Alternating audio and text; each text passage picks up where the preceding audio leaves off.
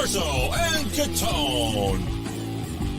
I think, well, listen, Mark, listen, hold on. When I say, would you have caffeine today? What the hell is that up to?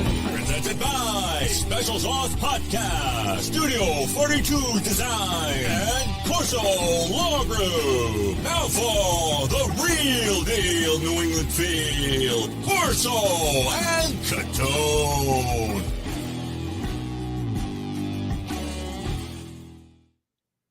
Welcome into Corso and Catone, the real deal New England feel. I'm Corso. I'm back, guys. I'm back. It's about time, Joe. It's about time, Joe. Yeah. And as you can hear, Catone is here. Joe is with us in the booth. And you're joining us, watching us on YouTube, listening on iHeartRadio, Apple Podcast, anywhere you podcast. As always, you can catch us and give us a call in Heated Hotline, 855-313-PATS. 24/7, leave us a message. Anything's on the table, have a take. We want to pick yours. So 855-313-7287. And you can email us in our mailbag, corso.catone@gmail.com. Hey, you got a good one today in Pat's preview. Well, listen, we got a lot to talk about in Pat's preview, so stick around for that. And Joe tells me we have a great heated hotline today, and so stay tuned for that. And, of course, Catone's comments. You never want to miss that. And got some Yankees versus Red Sox, and I see the title today, Cheap Basterds, and I think that's going to enter the mix in that segment. So make sure you stick around for that. So, gentlemen, Hey, saw the show last week, and good job, gentlemen. Good job, guys. Hey, Well, listen, somebody had to pick up the slack. you know, and you did it admirably, both of you. And so I liked it, though. The potty, I liked it, and there's a couple of things, Mark. You know, it got me wanting a bologna sandwich. Me craving a bologna. See sandwich. that? Did you go run out and get one? That's it. I want a bologna. Normally, I wouldn't eat stuff like that, but you just No, kept I wouldn't talking. either. You know what? You ever had bologna and eggs? No, wow, bologna and eggs. Bologna and that eggs. doesn't Somebody sound good told at me- all. somebody told me to try bologna and eggs. I don't know. I had You fry salami up and the eggs. Yeah, you fry up the bologna with the egg. I don't know. Somebody this week told me to try that because they listened to the show, and they said, "Hey, have you ever had bologna and eggs?" I said that wouldn't even have ever crossed my mind. Well, I think a lot of people heard that last week. So, hey, What do I know? salami and eggs. Try salami and eggs. That's really good. Give that a shot. Genoa salami and eggs. But Okay. but but eggs can be smelly, and we may have some things to talk about right now in Pat's preview. Some smelly things too to discuss because the rosters were cut down. So let's get to it in Pat's preview, Joe.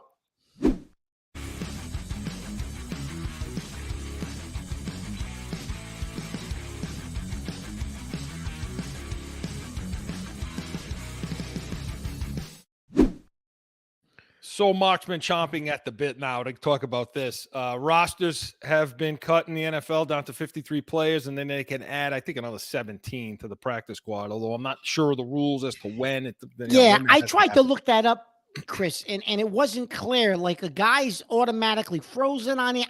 I don't know. I mean, I find it hard to believe you're going to go back in now and pick up 17 or 16 more guys. Maybe they do. I don't know. Maybe you bring them up. I don't know.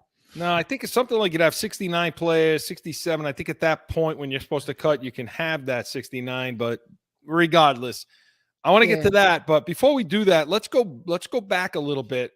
If there's anything, a couple of things I know you wanted to talk about, and as it relates to the cuts, and a couple of surprises, although I don't think you and I were taken from that Tennessee Titans final preseason game. Mark, did you take anything from that? Well, I took the fact, Chris, that, and we talked about this, you better pray. And listen, everyone keeps saying, oh, that the offensive line, the reserves were playing and guys are out and guys were missing. Listen, irregardless, Cole Strange hasn't played all preseason. The right side of the right tackle position, I still don't know what you're doing there. I guess they're going to try Owenu. I don't know. You got Trent Brown, who Chris thinks has said all year he's a slug. So even with him in there, like, what do people think he's giving you, right? So I get the offensive line, Chris, the reserves. You better hope you got no injuries because you really have nothing. But you don't think, and I don't think they have anything to begin with, except for maybe David Andrews and Cole Strange. Okay, maybe, but what even the starters, Chris? What do they really have there? They just look abysmal. Every preseason game, Chris, they looked abysmal. Awful. Yeah, I took that from that game as well. And the couple of things I take are, well, first of all, Zappy was cut. And I mean, Mark, you said it the week before. We had a show called Give Us Zappy. And I think we kind of got sucked into that just a little bit for a moment. And then we started to watch camp a little more. And that game showed us how bad that he is. I mean, he's not a good quarterback. And when you put him into a system like ours, and he has to now run an NFL system, he wasn't good. And so I took that from that game. Also the offensive line, of course. But the fact that nobody played, that's the one thing I took from this Titans game that bothered me, is you look around the league, other teams are playing their starters. Even Rodgers played a little bit for the Jets. Yeah, he did. He did. So what the hell? Why aren't these guys playing? And I know it's revisionist now. When we're looking back, we don't want to go too far into this now, but that's one thing I took from that game. And Chris, everybody kept saying because the offensive line is such patchwork that they didn't want to get Mac Jones injured, and that's why they didn't use Mac Jones. And if they weren't using Mac Jones, then they weren't going to use the starters on offense, the wide receivers or any of those guys. What happens when that slob gets hurt during the year? You're going to take Mac Jones out? Well, that's the thing, Chris, right? And well, you people out there better know who I'm talking about when I say the slob, because you're going to hear it all season long. Brent Brown. Why don't you show some respect? Would you please call it a poor man by that name? Yeah, I would never do something like that. The last thing he is a poor man. Okay, so okay. Well, let's get to the cut. I mean, I want to get to one other thing I want to get to from that game, and then we'll go right into the cuts. A couple of things. I'm not so. I listen.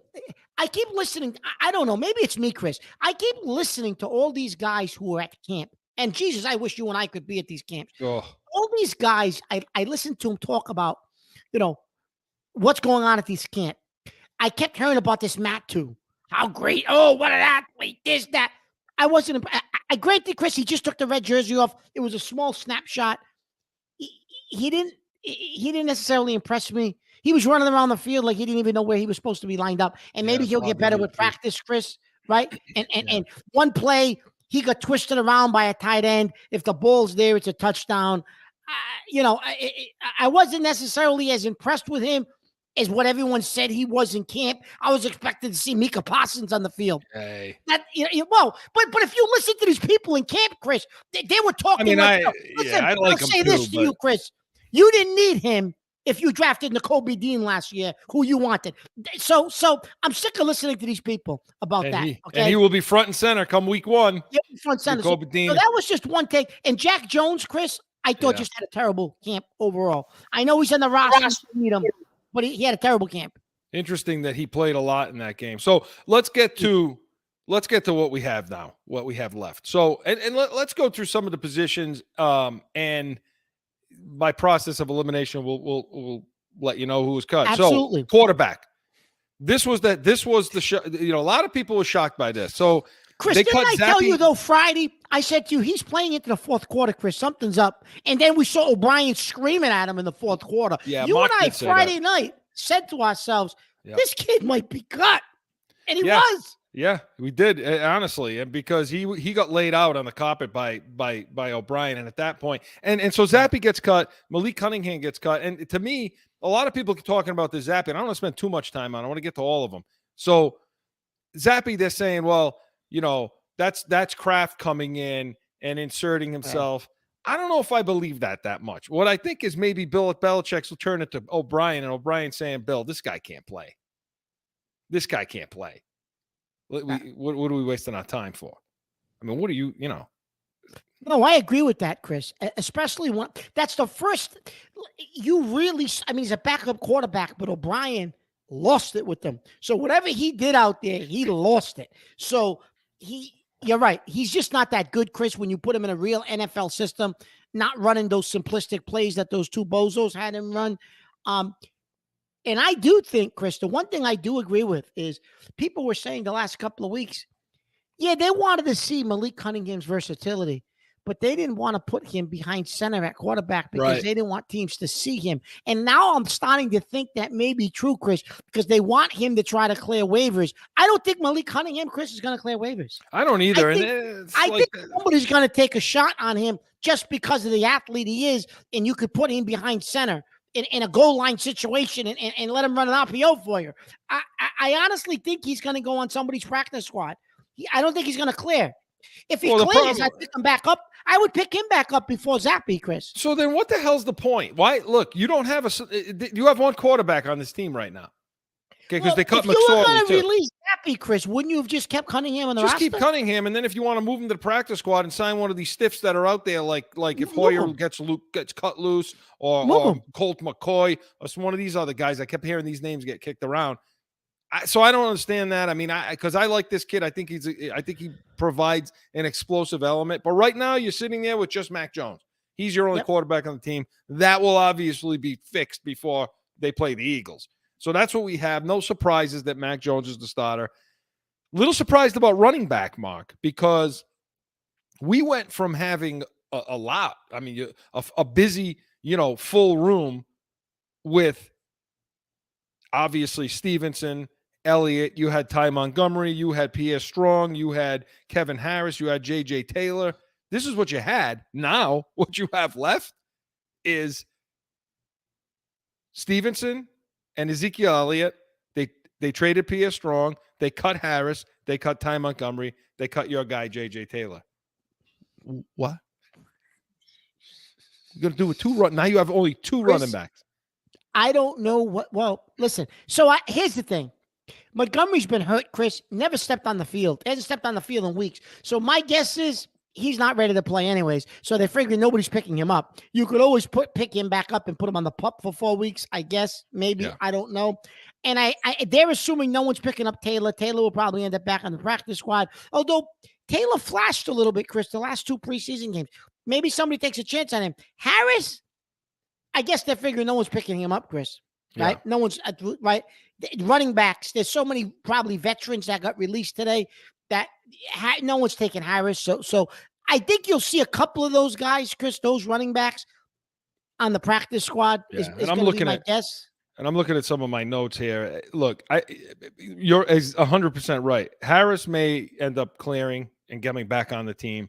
Ty Montgomery's a veteran, so he may end up re-signing with the team once somebody hits the injured reserve list. So, that may happen because obviously you can't go into the season with 2 running backs. No, so they're going to do something. No. But isn't it more? Make your point about this, though.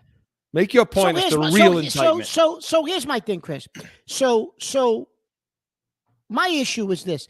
First, you brought up Pierre Strong. So you drafted Pierre Strong in the 4th round, Chris.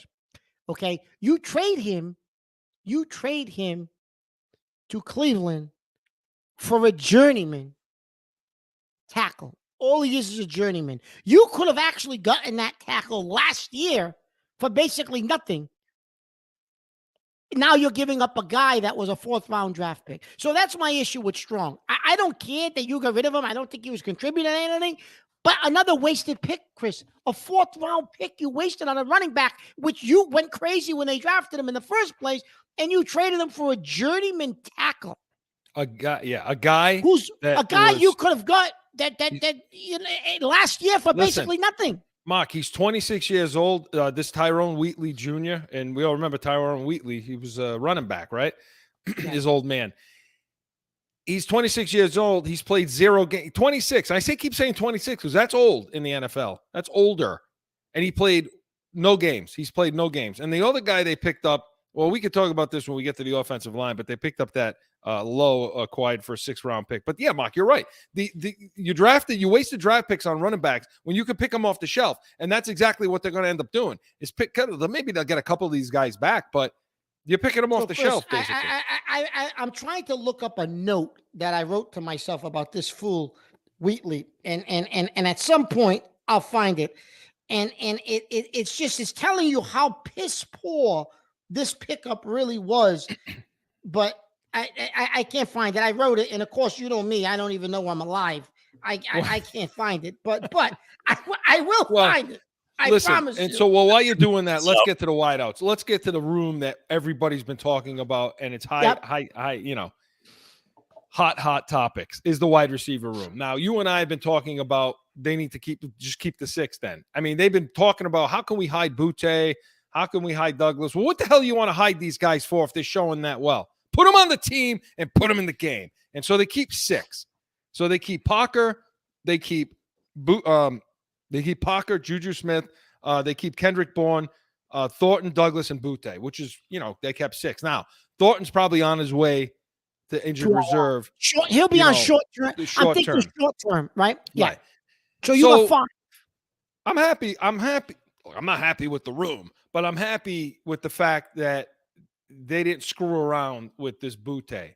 Listen, Chris, I just got to say this, and I'm not going to mention the name because I know Joe don't like me to mention people's names on the show, but there's one specific local broadcaster who keeps saying, this Butte's not what people think. He has no explosiveness. I've watched him all summer in practice, and I don't see what the big deal is about. He's maybe next year he'll improve. He's not explosive. And he's not explosive.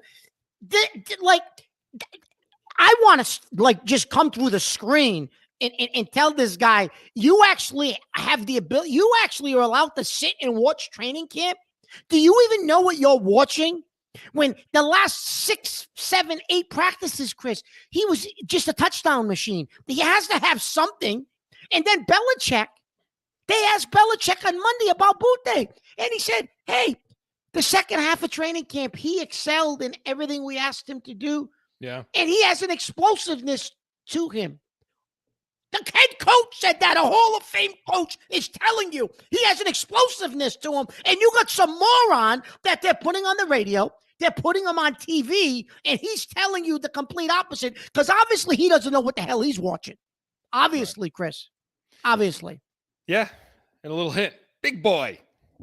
Listen, I didn't go there, Chris. I didn't go there. Okay? Just everybody out there watching, they'll know what I mean. But listen, big boy, okay? I'll take this kid from LSU, get Thornton off the team, and I'll tell you what, I'll take him over Parker too.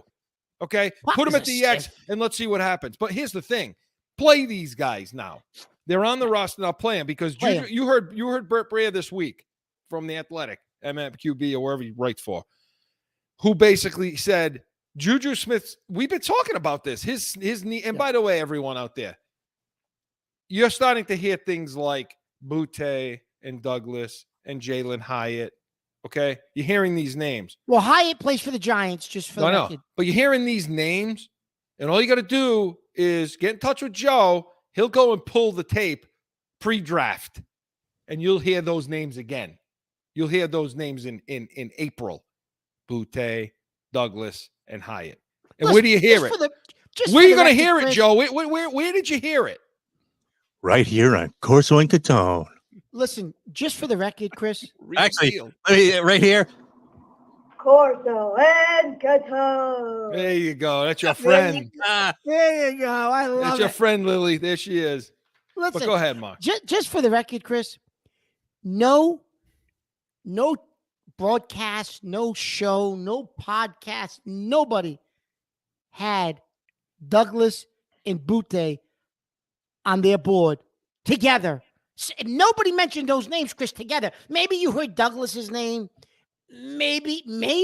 I don't know anyone that mentioned Butte, really. But we had them both listed, right? So you really just need to listen to us, Chris, And then, so they're talking about Juju Smith-Schuster's knee is, one step away from exploding. You've been saying, Chris, that you think you think he's been hurt the whole camp. He hasn't impressed you. I don't. That's what I've been saying. You just don't hear anything from him. He hasn't done anything wrong, but he hasn't done anything. So I have a feeling. He injury-wise, this guy. I don't think he's going to be where he is. I don't think he's going to give you what everyone thinks you were going to get from this guy this season. I just don't think so. I don't think he's got it in his legs right now, and I think his knee's hurt. And you may end up seeing him on short-term IR, and you may have seen him not play much, which means give Douglas, give Butte. Listen, the 3 best receivers are going to end up on this team. It's going to be Bourne, Douglas, and Butte. That's what you're going to see. That's it. So let's see what happens with the wide receiver room. We'll keep track of that. And getting to the offensive line now, Joe, I know we're long here, so, I'll wait for the notes on what we should do. But we got to talk about the offensive line. Yes, keep going. It's okay. Listen, it's football season. Keep going. So looking at the offensive line now, okay? Yep. I mean, what a mess. So what they have, okay, and let me skip to my notes. All right. This is what they're going to have. They're going to have Trent Brown, Micah Winu, Cole Strange, David Andrews, Riley Reif, Calvin Anderson, Jake Andrews, Sidney So, Mafi, the newcomers, Wheatley and Lowe, who they traded for as well. The kid from Minnesota, yeah. Right. Now, injury reserve is going to be Connor McDermott. They cut Ferenz. Which, you know what? I like Ferenz. They cut Ferenz. They cut Murray. They cut Stuber. They cut Russi. I'm not surprised at the cuts. So I'm not really surprised at who they let go. Because you might see the other guy on short-term IR too. The guy you hate, Riley Reif. You might see him on short-term IR. Because he seemed to get hurt the last preseason game. Yeah, I'm not worried about the fact that he's, that he's hurt. No, but I'm just saying, like, in other words, so that might be why they picked up those 2 extra guys too. Right? So here's what you have now. And here's, to me, your likely starting group. Yep. And this is just assuming health is not an issue. This is assuming Cole Strange is in for week 1, which I don't think he's going to be. But let's just assume he is. You're talking about on the left side, Trent Brown, Cole Strange, David Andrews in the middle at center. You're going to see probably Micah Winu at guard and Calvin Anderson at tackle, which I've gone to sleep with happier thoughts. What I really believe is going to be the case is it's going to be Mafi playing one of the guard spots, okay? And I think Owino is going to be playing right tackle. So if Cole Strange is not ready, then I think you're going to see Mafi in there. And I think who plays the other tackle? Because Owino's there to play tackle, to play guard, but who plays right tackle? I mean, you can have Calvin Anderson. You mentioned Anderson, but he just came off the pup, so who knows? Sidney So. Now you got these other 2 stiffs you just brought in. And to be totally honest with you, you may go week 1 with Vidarian Lowe, who they got in exchange for a 6th-round pick. He's 24. He's played 4 games for the Vikings in 2022. He may be your starting right tackle in week 1. How do you feel about that? Against a team with one of the best pass rushers in the NFL, pass rushing teams and defensive line group. Okay. Well, next week when we go weekly spread or Sunday spread, we're gonna give the odds on the. We're gonna talk about how many sacks they're gonna allow against the Eagles. I got like 7, the over under. But yeah, Mark, it's a problem. It's going to be a huge problem, and the depth is not there. The depth is not there. And I'm just going to say something, Chris. You brought this up when we were initially talking about the possible final roster for offensive line. You said to me, you know what's funny, Mark?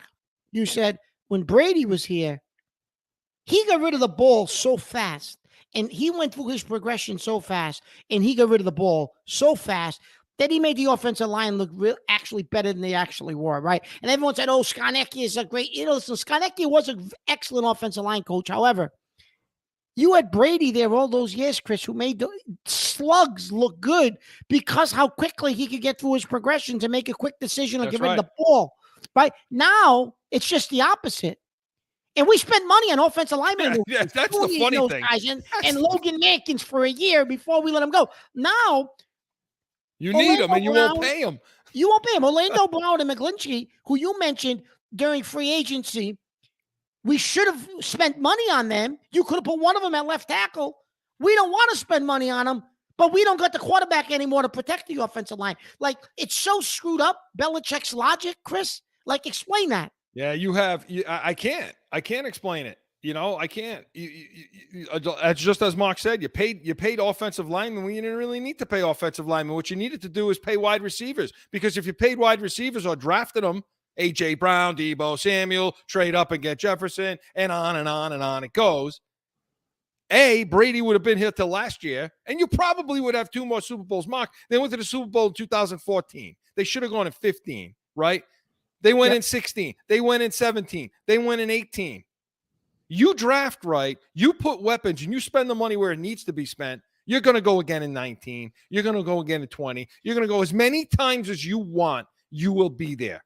So, I mean, I got off on a tangent there for a minute, but yeah, they're not spending money there, and you're left with journeyman tackles that are flat-footed, that don't have a quick step to the outside. That can't. Hey, listen, people, I know what I'm talking about. Okay, all right, big boy out there, if you're watching, I know what the hell I'm talking about. And I see a lot of flat-footed offensive linemen that can't get out of their own way, including that slob on the left side of the line. Okay, who everybody thinks is the savior on the offensive line, he stinks. Yeah. Trent Brown, he's not good. So, anyway, Chris, that's what on the defensive side of the ball, were there any surprises? You know, I wanted to talk to you about because linebacker wise, I didn't see anything that jumped off that bothered me. You know, Chris did Perkins make the roster, or they cut him? No, they cut him Sunday, I think, didn't they? Yeah, Perkins is cut. So inside linebacker, you got Bentley, Tavai, Mac Wilson, Mapu, and Chris Board. God, did Jennings make the team, Chris? Well, outside. He makes the team. Judon, Uche, and Jennings. Yeah, you know? Jennings had a good preseason. And then your defensive line is going to be Godchow, Weiss, Guy, Bonmore, Equale, Keon White, Sam Roberts. No surprises there. Kyle Davis got cut. I wasn't that surprised at that. He may end up back on the practice squad. So nothing really surprising. Going to corner now, Mark. Looking at the corners. You got Christian Gonzalez, the Jones. You got Jonathan Jones, Marcus Jones, Jack Jones, Miles Bryant, Sean Wade, Amir Speed. Injured reserve is going to be Bolden after the concussion, and the cuts are Mosley. And so the cuts don't surprise me. So they put Bolden down as injured reserve, Chris? He's going to be on injured reserve. And then the safeties, you got Duggar, Phillips, Peppers, and Mills. No surprises there. I'm not even going to talk about kickers. I don't care about kickers. So no surprise. You know, the corner room, though, really quick with the 2 minutes we have left. Are we concerned? I like the one thing I will take from the last game too is Christian Gonzalez. I was really concerned about, and you were too, about how he comes forward, his toughness, his dog. You know, how he could take on blocks, how he sheds, okay, how he sets an edge, you know, from the outside, and how he mans up in a tackle, okay. Yeah. And he didn't show much, but the last couple of weeks and the last game, I thought he got a lot better. So in other words, if you could combine him with Jack Jones, you'd probably have the best corner in football. Okay. But can Gonzalez bring that? If he can bring that, because his coverage skills are fantastic. His downfield stuff is excellent. You know, I really broke that down. His hips, he spins, he can get in phase. I mean, he high points balls. It's his trigger steps are great laterally. Anyway, the point is, I think you're going to be good there if he can show that dog. But then you got Jack Jones, Mark. Jack Jones, first of all, Chris, mentally, he's got so much else going on off the field. I don't know how focused he was, and so he didn't show well, Chris, in camp. Maybe that will change come the regular season. I don't know, and I think this could be something that lingers all year because who knows what's going to go on with his legal troubles. But Jack Jones, Chris, really did not have a good camp at all. And even in the preseason games, they had him out there late on Friday, and I was saying to you, Jesus Christ, do you think they may be debating on whether to cut him? He's been out here a long time. Maybe they're trying to showcase him for somebody to trade for him. But you were like, they can't, Mark. They have no depth at corner. They got to keep him. They don't have a choice. Miles Bryant. And you were right, Chris. They kept him. Anything they could do to keep Miles Bryant off the field is fine. So Jonathan Jones is going to be a big piece of this. We got to see how healthy he is. I think if he's healthy, I think they're going to be fine. Chris, I want to see Marcus Jones. I wanted to see him take a leap forward, but I don't know. And you mentioned the fact, Chris, that you think he's just a gamer. When the lights are on and the regular season starts, you think he'll be fine. And I'm hoping that's the case because he struggled a bit in the preseason as well. Well, let's keep it. Let's keep looking at all that. Next week, we're going to have our preview of the Eagles game, and so we'll break a lot of this down a little more technical as to what they need to do to win that game. And the last thing I'll say real quick is they cut all those running backs. You may see Marcus Jones on the offensive side of the ball a little bit. So okay, that's good. That's something good there, Chris. We'll see what happens there. So Pat's preview was presented by CORSO Law Group, Arizona's leading criminal and traffic law firm. CORSOLawGroup.com. Allow us to be your voice. Hey, when we come back, going to hear from one of you in the nation and Heated Hotline. All that and more after this. It's that time again for a timeout for a message from one of our sponsors. No one ever thinks they will be in the need of a criminal or traffic lawyer, but things happen. CORSO Law Group is Arizona's leading criminal and traffic law firm. Their 20-plus years experience and attention to detail has helped thousands of people all across this great country who found themselves in a situation in Arizona. So whether it's a traffic ticket or if you need reduced DUI or more serious issues, call or go online to CORSOLawGroup.com and talk with these expert attorneys who I know will help you. CORSO Law Group.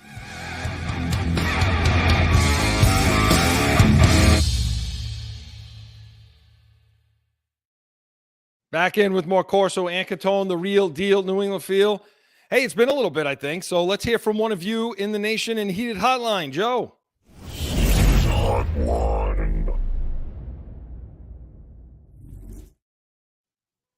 Hey, Catone, I heard the show last week with Bob Kraft and the bologna sandwiches.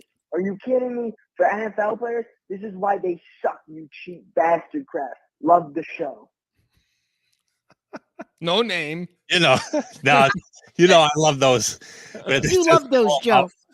No wonder why we have this title, too. I thought it was only for the Red Sox, but, Cheap Bastards is Joe. It's perfect title for this, given that Heated Hotline. See, guys, people are listening. People were listening to you last week with this bologna sandwich. Mark, just recap for a second what it is he's talking about. So last week, Pete Carroll, who was the coach of the Seattle Seahawks, was on a podcast with Richard Sherman, his old player. And he was talking to him about his career. And so Carroll makes it a point to say, when he left San Francisco as defensive backs coach and came to New England to succeed Parcells, he said, foolish me, I thought that I was going to be able to succeed a legend. He said, that was a mistake in the first place. He said, however, just getting there. He came from a first-class organization with San Francisco, and in those days, the Bartolo was involved, and he said everything was done first class to the T's, right? Everything was done right. He gets here. He's planning for his first mini camp with the players, and he's designing a menu for them, and he turns it in, and he says, Mr. Kraft comes up to me and says, "What's this?" And he says, well, that's the menu for the 3 days.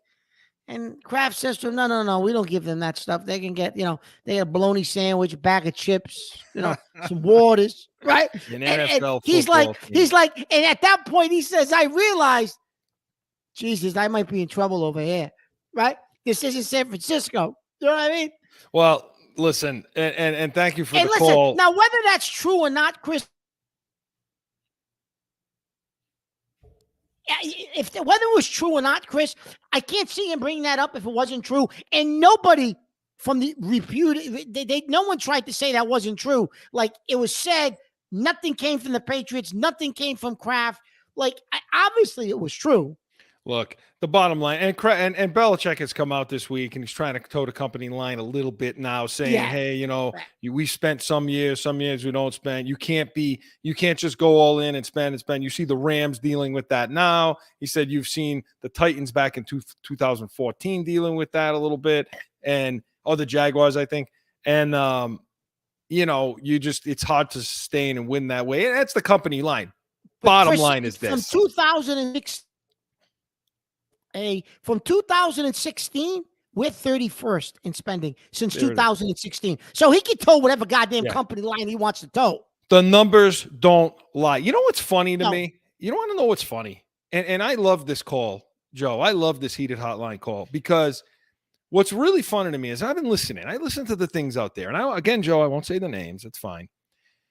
But I hear everyone talking, really dogging the Boston Red Sox and talking about and by name, Henry's cheap. Henry doesn't want to pay anymore. Henry doesn't want to invest. They want to go small market. This, Bob, and it's a lot on the owner. But when you flip it and they start talking about the Patriots spending, which, by the way, is far worse than the Red, not to cross sports, it's far worse than what the Red Sox are because they've been cheap for longer, the Patriots. But they only talk about the organization, and I'm holding up my finger quotes.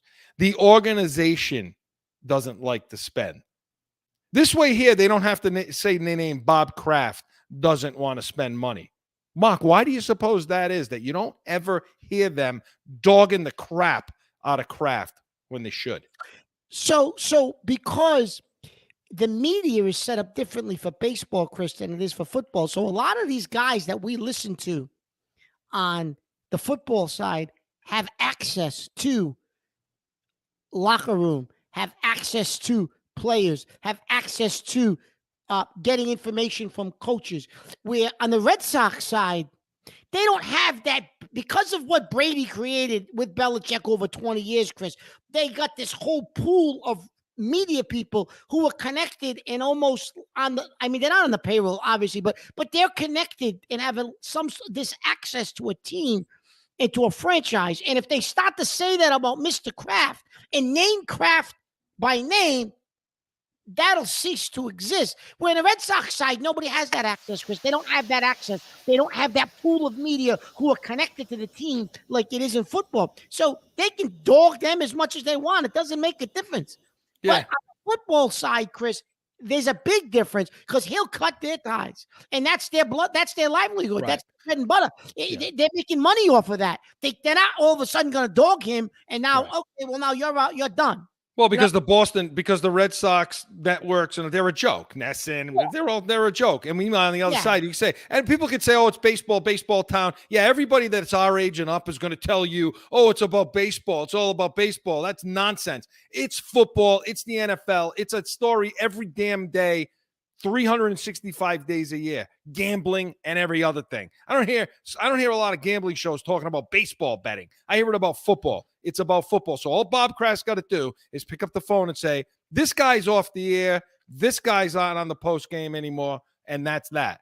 But we're not going to do that because we're the real deal, New England deal. So, Chris, and those what are our did you calls. think? He's what cheap. did you think? What did you? I was going to say, what did you when you heard that Maloney story? You must have been like, listen, are you kidding me? Look, here's my thing, okay? This is not new. Everybody looks at this like, oh, they don't want to spend money since Tom Brady's gone. No, listen to me. Ever since he's owned this team, they haven't spent. They've never spent money.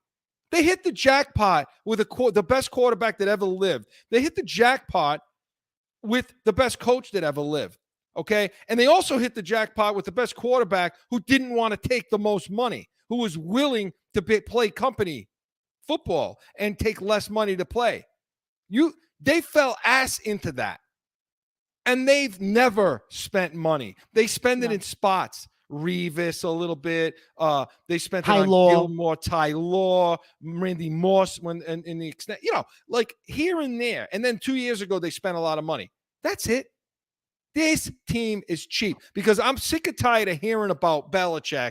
They're saying, well, Belichick doesn't want to pay this guy. It's easy to dog Belichick because Belichick's not going to make a phone call and kick your ass off the air like Kraft will. It ain't Belichick. Look, you're the owner of the team. If you want DeAndre Hopkins and you want to pay him, you say, knock on Belichick's door, sign this guy, pay him. We're paying this guy. We're paying Tom Brady. I'm giving him a 5-year contract from 2017, and we're paying him. The buck stops there, Mark. Period. It does, Chris, but it does. No, it absolutely does. Because listen, Brady's the perfect example, Chris. Allegedly, it's like he was like a son to him, all this stuff. But yet you didn't want to pay him. Why? Because Belichick told you he was washed up. It don't matter. You're the owner. Listen, Bill, he might be washed up, but he's like a son to me, and I'm paying this guy. This is the one guy I'm paying, and I don't care if he's washed up. For what he's done for this franchise, I'm going to give him whatever he wants. And Kraft didn't do it. Why, Chris? Because you're right. He's cheap.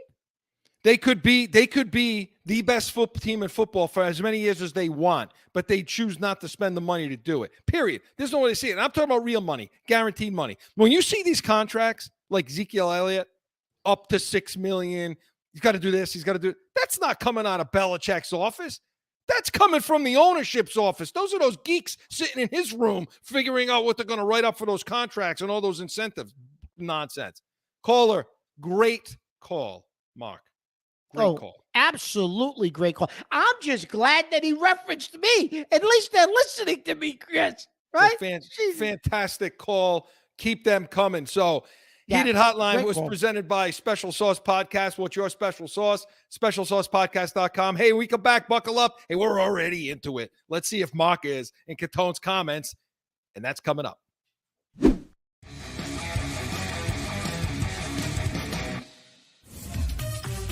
It's the Special Sauce Podcast. You like the sauce? The sauce is good. This will start off as finance. Train them, trust them, and let them lead. With your host, Marcus Aurelius. Tune in to Special Sauce Podcast, wherever you podcast. What's your special sauce? Time for Catone's Comment!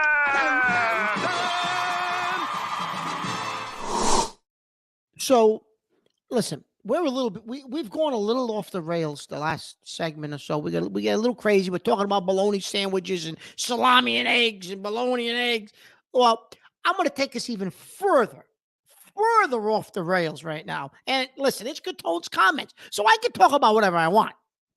Now, the other night, I'm half asleep. I'm playing around with the channels. I'm watching TV, right? It's like 1, 2 o'clock in the morning. What comes on TV? Gilligan's Island. For those of you who are much younger than us, Gilligan's Island was a show where it was a series where a group of people got on a boat, a tall boat, a group of passengers with a captain and a skipper. They went on a 3-hour tour of the Hawaii, these islands in Hawaii, and they get into a storm and they get shipwrecked for several years and they can't get off this deserted island. Okay, that's just a quick synopsis of what this was about. So this happens to be on. Okay, listen, and now for whatever reason, I'm sitting there watching it. I'm drooling on myself, and I'm saying to myself, you know what? This show really pisses me off. Now that I'm older, it really pisses me off because it really thinks that like it's almost like yeah, you're stupid, so you're going to watch this show because this, you know what I mean? Because this show really is stupid. And I'm going to tell you why it's stupid and why Gilligan's Island really burns me up. All right? Listen, back in those days, I know they had Bewitched and they had, I Love Jeannie, but those were fantasy shows, right? So those storylines, I was okay with that because it was fantasy. But Gilligan's Island, okay, let's listen. They're on a 3-hour tour. Who shows up on a 3-hour tour with luggage? They got these big cases of luggage that they were bringing on a 3-hour tour. Are you kidding me? And then so now they had Ginger, who was this movie actress, kind of like a spoof on Marilyn Monroe. So they end up on the deserted island. Every episode, she's in a new evening gown. You brought evening gowns with you on a 3-hour tour? Like, where did you get all the evening gowns from? You just happened to bring them on a 3-hour tour. What stupidity is that? Then you got the little girl from Kansas. What was her name? Marianne. Marianne, this little Midwestern girl, goes on a tour of these Hawaii, a 3-hour tour by herself. She's not with a friend. She doesn't bring anybody. She's by herself, dressed in these jean shorts and top, but yet she never changes. She's always almost in the same clothes day after day on the show. But Ginger's in all different gowns. Okay. All right. Now you got the Howells. You got the Howells. So these are these rich multi-millionaires. Come on with all their jewelry and luggage. They got bottles of champagne on the island now. So when the 3-hour tour gets shipwrecked, they got bottles of champagne. that they took on this 3-hour tour that they saved. So if you got that much money, what are you doing on a 3-hour island tour with a bunch of bumpkins, these other idiots that are on the boat with you? You're going to get a private boat, yacht, something, and you're going to go on a tour. This really irked me. I'm saying to myself, look at the simplicity and the stupidity of this show, and I'm sitting there watching at 2 o'clock in the morning because I got nothing else to do, and I can't sleep. And then you got the captain, and you got Gilligan. So Gilligan is like the second mate, who I guess was helping out on the boat. Well, now as this show goes on, every time there's a chance that they could get rescued from this island, Gilligan screws it up. I'd tie Gilligan up in a goddamn cave and leave him there. He'd never get loose again. Like, what, are you kidding me? Get in the goddamn cage, lock him up in a cave, leave him there so we can get off this goddamn island, right? Like, if you think about the stupidity of that show, and people watched it. It just, I had to talk about it because it aggravated me so much the other night. She's in an evening gown. You're on an island in an evening gown. Like, it's so unrealistic that it just really burned me up. I don't know why I got on Gilligan's Island. I don't know why. I don't know. You don't even know where to be. You don't even know how to respond to that, Chris, do you? No. Joe, he can't even respond, Joe. Didn't they even have the Harlem Globetrotters?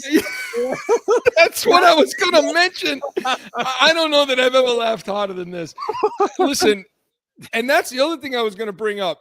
There were all these people that used to show up. Yeah. They didn't even happen to be passing by. What? They couldn't pick these people up and take them home? I'm saying.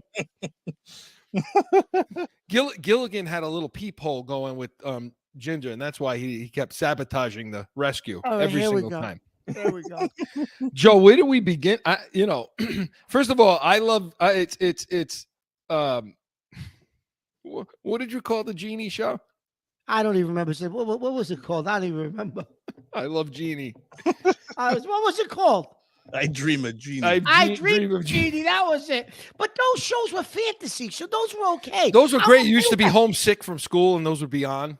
But they let you know that they were fantasy, like Bewitched. Like, it was a fantasy show. You didn't realize that Gilligan's Island was a fantasy? Was not real?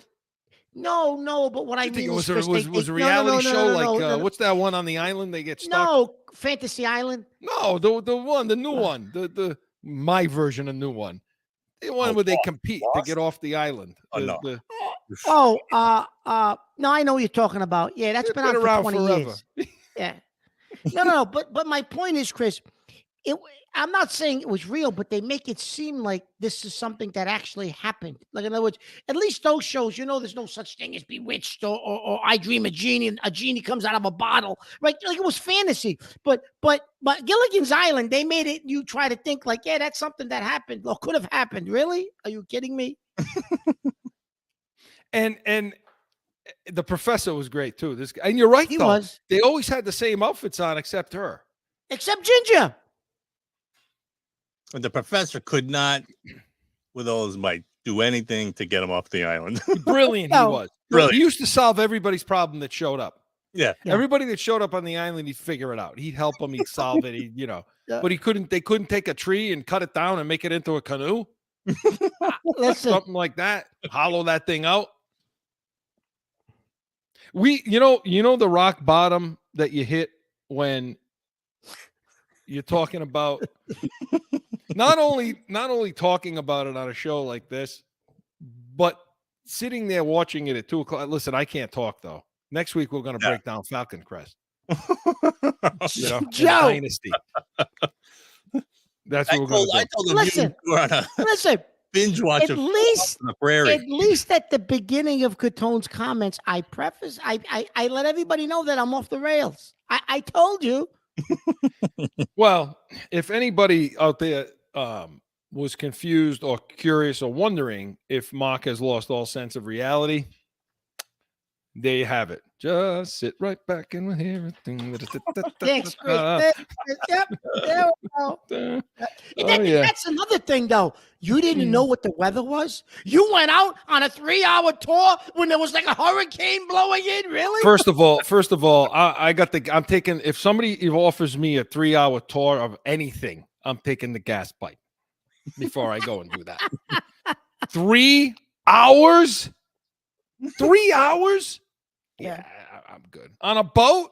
Did you see the size of the boat, too? You're right. Oh, those rich people, those cheap bastards. It's perfect. You brought the Howells up. They're cheap bastards, too. They're friends with the Crafts. Oh, here we go. Joe, you're talking about me. You related it to Kraft, for Christ's sake. All right, we got to get to baseball. Good job, Mark. Catone's comments was presented by CORSO Law Group, Arizona's leading criminal and traffic law firm, CORSOLawGroup.com. Allow us to be your voice. Hey, we come back. Yankees versus Red Sox. That's going to be interesting, and that's coming right up. It's that time again for a timeout for a message from one of our sponsors. No one ever thinks they will be in the need of a criminal or traffic lawyer, but things happen. CORSO Law Group is Arizona's leading criminal and traffic law firm. Their 20-plus years experience and attention to detail has helped thousands of people all across this great country who found themselves in a situation in Arizona. So whether it's a traffic ticket or if you need reduced DUI or more serious issues, call or go online to CORSOLawGroup.com and talk with these expert attorneys who I know will help you. CORSO Law Group.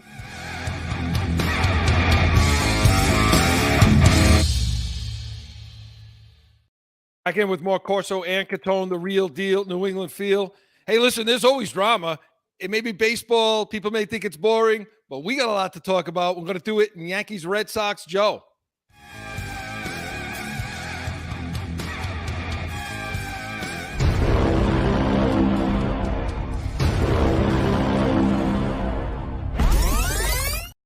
So, Mark, a couple of things, and I'm going to – this is Mark's expertise. We're going to let him go on this because I know you've been fired up about a few different things. But to me, my take, and I'll leave it at that, Yankees are done. But the Red Sox, Mark, I want to talk about Mookie Betts coming home or back to Boston. Yep. And I also want to talk about what I see as the big middle finger to management, to ownership from Cora. What's going on here, Mark? Well, I guess we'll get Betts out of the way first, right? So Betts comes in, has a great weekend. He was like 7 for 15 with home runs, RBIs. He was running around the bases. Crowd gave him multiple standing ovations. It was really embarrassing for the Red Sox that you let a guy like that leave, or you didn't leave. You traded him for nothing, basically. The guys you got in return for him turn out you still got Verdugo on the roster. Okay, they're basically stiffs. You gave him up for stiffs. Why? Because you didn't want to pay him an extra $30 million or $40 million. He says, I was never offered $300 million. I don't know if that's necessarily true, but it doesn't matter. The bottom line is the Dodgers ended up giving him $340 or $350. So the Red Sox, whether they offered $3 or not, we're never going to get up to $340, what he signed his extension for with the Dodgers. So you get rid of him, you let Bogarts go, but yet you signed Devers. So you're telling me Devers was worth the money more than Betts and Bogarts? We talk about the Patriots and evaluating talent. I mean, who the hell was evaluating that talent? Like, I get Devers is young. He's young. He's not old. And he's a good ball player. Don't get me wrong. But I don't think he's Mookie Betts. They're all full of crap, Mark. The organization and Betts. Everybody looks back. How many times they go to arbitration? Oh, a bunch every year. We want every year, to be a Red Sox, so we're going to arbitration, though, 18 It was times. every year. It was every year. So they're both full of crap. They're both full of crap. But my thing is... They are cheap bastards, though, the Red Sox. But my thing is, Chris, of all the players you decided you were going to open up the bankroll for, you did it for Devers. It's okay. Absurd. All right. It's absurd, Mark. It's disgusting. It's embarrassing. You're the Boston Red Sox. You're a big market team. Are you kidding me? What, Kraft and Henry are at lunch together saying, we got the seats filled. We don't have to spend dust. Yippee. Yeah, that's really it. So they can go on a 3-hour tour. Listen, so now, listen. Chris, we have to talk about what happened this week with the Red Sox. And the game against on Monday or against Sunday, Houston. Monday. Yeah. Monday with Houston. So Sunday they play the Dodgers. Yeah. Their top 6 relievers they don't use because they were gassed. I guess Cora knew they weren't available to him. So they don't use them. So on Monday, you still get a slim chance of making the playoffs if you can maybe sweep Houston at home. You're not totally out of it. Okay. No, they would have been within one game if they swept them. Yeah. So Monday night comes, you got Sale leading the charge. You got, supposedly your one of your aces or your ace, whatever. He can only last 4 innings, 4 and a third, whatever it is. Didn't have a good outing at all. Disgusting that was. Disgusting that was, right? But he, to his credit, after the game, Chris, he said, I wasn't good enough. I let people down. I got to be better than that. I'm supposed to be the leader and ace of the staff. He did put it on himself, and I'm glad he did that because that's typically not him. So I do Mark, give him they credit. were only for down that. 1 run when he left, and then they took the lead in the next inning. But go ahead. They took the lead. They did. And the name So you're then going to he mention is Barraclough. Go. Barraclough. They bring Barraclough out of the bullpen, who just came up from the minor leagues. They poor bastards stay in there for give up 10 runs, 5 walks, couple of home runs. How do you let hit by pitches? 5 walks. 5. 5 walks. That's what I said. 5 walks. Yeah. 5. You let this kid give up 10 runs, Chris. How do you keep somebody in the mound for 10 runs? Nobody was even warming up in the bullpen, Chris. Nobody was warming up. Nothing. And that's when Chris said it was a big FU by Cora to management and to Bloom at the beginning of the segment. That's why Chris said that. But here's my take on that very quickly. The Tampa Bay Rays way is you burn out. You just keep going time and again. You keep going to the well with your pitching staffs, with your pitchers. Okay. And the Tampa Bay Rays burn out their pitchers every year. That's why Tampa Bay, when they get to September and October, fade. They have good regular seasons. Come the end of the season, come playoff time, they fade because they blow out their arms. Their pitching staffs every year have somebody that's getting Tommy John surgery because they just blow they blow them to their limits. And again, this year, their number 1 pitcher, Tommy John surgery. That's the Tampa Bay way. They just blow guys out, blow pitchers out, work a zillion innings. They don't have top line starters. They might have 1 or 2, and that's what they do. And that's what Bloom learned. So that's Bloom's way. The Red Sox, their starting pitching staff, they got 3, maybe 3 actual major league starters. The rest of the starting pitching staff don't even belong being major league starters. Hence, you've had to use your bullpen and tax your bullpen all year long. In the last 10 or 11 games, Red Sox have had 1 guy pitch more than 4.5, 5 innings, more than 5 innings. One quality start, more than 5 innings in 11 games. I understand baseball's different now, and you use your bullpen, but Bloom has no starters. They didn't trade for any at the deadline. This blew the pitching staff out of the water, Chris. They're worn out. They're blown out. I don't know if maybe Corey didn't have an option yesterday, Chris, if the arms are all dead. But you are right. At the end of the day, I think Corey said, screw you. You know what? Let it roll. I don't care anymore. And so I don't know how he's coming back next year, Chris. I'll be shocked if he's back here. He watched Mookie Betts. It's the Bay way, and it's the Bloom way. And that's why this is what you're now dealing with in August. He watched Mookie Betts all weekend long, embarrassed the crap out of them, and he lost it. It overflowed. It just exploded, and he had enough. It did, Chris, but that pitching staff is shot. Yeah, but I think this guy's had enough. So no, he has. He absolutely has, Chris. So we'll pay attention to it as they come down. This is not going to be without drama coming down the stretch. So stay tuned to Corso and Catone for that, and make sure you give us your heated hotline calls and emails related to the Yankees and Red Sox. So Corso and Catone was presented by Corso Law Group. CorsoLawGroup.com. Hey, get on, watch. All our shows are up for you to listen to. Watch, subscribe, give us that thumbs up, and follow us. And come back next week, 7 p.m. Eastern. It's going to be a big Patriots show. We're going to be previewing the Philadelphia Eagle game, and that thing's going to kick off at 4:25 Eastern on Sunday, the 10th, I believe? Yeah. 10th, 11th, whatever. Anyway, we're going to preview that the night before, and you're going to hear all that here. We'll also have Catone's comments, and anything you bring to the table, we will be ready. We are Corso and Catone, the real deal, New England feel. So long, everybody. Find Corso and Catone on iHeartRadio, iTunes, or wherever you podcast. And subscribe to the YouTube channel, Corso and Catone, and catch the chaos at 7 p.m. on Saturday.